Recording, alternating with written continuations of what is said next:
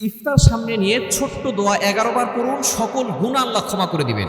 রমজান মাস গুনাহ মাফের মাস, রহমতের মাস, মাগফিরাতের মাস। ইফতারকে সামনে নিয়ে আপনি গল্পগুজব করবেন না, ইফতারকে সামনে নিয়ে ফেসবুক চালাবেন না, ইফতারকে সামনে নিয়ে রিলস ভিডিও দেখতে দেখতে সময় নষ্ট করবেন না। এই সময় খুবই গুরুত্বপূর্ণ সময়। এই সময় আপনি ছোট্ট একটি দোয়া যদি 11 বার করতে পারেন, তাহলে দেখবেন আল্লাহ তাআলা আপনার সকল গুনাহ খাতাগুলো ক্ষমা করে দিবেন এবং আল্লাহ তাআলা আপনার দোয়াগুলো কবুল করবেন। ইফতারের পূর্বে দোয়া কবুল হয় এটা আমরা অনেকেই জানি না।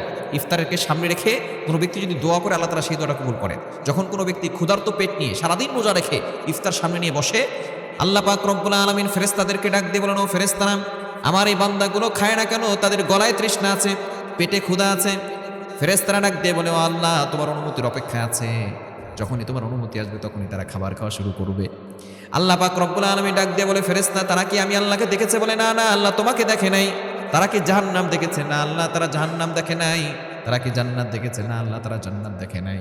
আল্লাহ তাআলা ডাক দিয়ে বলেন, এই সকল বান্দারা জান্নাত দেখে নাই, জাহান্নাম দেখে নাই, আমি আল্লাহকে দেখে নাই। আমি আল্লাহর ভয়ে, আমি আল্লাহকে সন্তুষ্ট করার জন্য সারাদিন রোজা রেখে ক্ষুধার্ত পেট নিয়ে আমি আল্লাহকে সন্তুষ্ট করার জন্য অনুমতির অপেক্ষায় আছে।